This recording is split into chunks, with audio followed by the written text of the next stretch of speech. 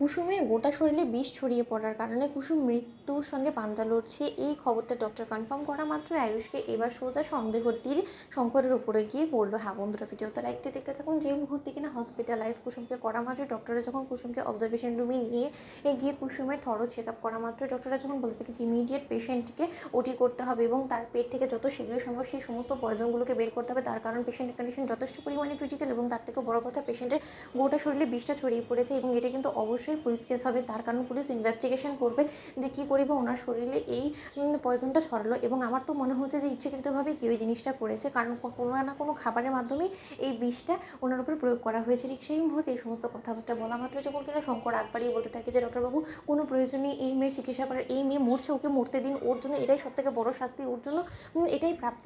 ঠিক সেই মুহূর্তে কথা বলা মাত্র আয়ুষ যখন বলতে থাকে যে ডক্টর আমি আপনাকে বলছি আপনি যত শীঘ্রই সম্ভব যা কিছু করে হলেও হোক না কেন কুসুমকে সুস্থ করার আপনি ব্যবস্থা করুন। ঠিক সেই মুহূর্তেই দীপালি যখন কিনা ছুটতে ছুটতে চলে আসে গাঙ্গুলি পরিবারের অন্যান্য সদস্যদের সঙ্গে হসপিটালে। ঠিক সেই মুহূর্তে দীপালি বলতে থাকে যে শঙ্করদা তুমি তোমার স্বার্থসিদ্ধি পূরণ করে ফেলেছো তো, তুমি তো এটাই চেয়েছিলে তাই না, যে তোমার মেয়েটার মৃত্যু শয্যায় পৌঁছে যাক কুসুমের একটাই অপরাধ, সেই অপরাধের জন্য তুমি কুসুমকে এরকম একটা শাস্তি দিলে।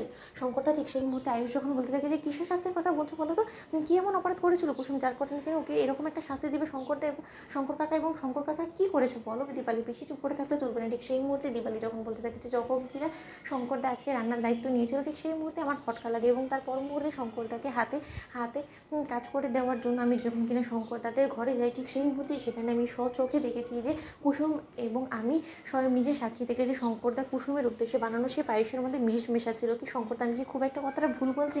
এবং আমি সমস্তটা জেনেও কোনো কিছু বলতে পারিনি, তার কারণ কুসুম স্বেচ্ছায় মৃত্যুকে হাসিমুখে বরণ করে নিয়েছে যখন কিনা ওইটা জানতে পেরেছে যে ওর বাবা স্বেচ্ছায় কুসুমকে বিষ গলে দিয়ে ওকে মেরে ফেলার চেষ্টা করছে। ঠিক সেই সময় এই কথা শোনা মাত্র শঙ্করকে যখন ঠাটিয়ে চড় মারি ইন্দ্রাণী গাঙ্গুলি এবং বলতে থাকে যে শঙ্কর এরকম একটা পাষণ্ড বাবা তুমি কী করে নিজেকে পরিণত করলে বলো তো, তোমার একবারও বুক কাঁপলো না, হাত কাঁপলো না? আরে নিজের সন্তানকে কে নিজে বলি লাগাতে পারে বলো তো, তোমার একবারও বিবেকে বাঁধলো না? ঠিক সেই মুহূর্তে শঙ্কর চিৎকার করে বলতে থাকে যে না কর্তা মা, না আমার বিবেকে বাঁধেনি, কারণ যেই মেয়ে কিনা আমার এত বছরে তিলে তিলে গড়া মান সম্মানের মাঝখানে এসে দাঁড়ায়, যে মেয়ের কারণে কিনা আমার মান সম্মান সমস্ত কিছু ধূলিসাৎ হয়ে যেতে লাগে, যেই মেয়ের কারণে কিনা আমার এত দিনের গড়া সেই সম্মান মাটির সঙ্গে মিশে যায়, আমার কোনো মতেই সেই মেয়েকে প্রয়োজন নেই এবং আমি কোনো মতে সেই মেয়ের বাবা হয়ে আর এই মুখ দেখাতে চাই না আপনাদের সামনে।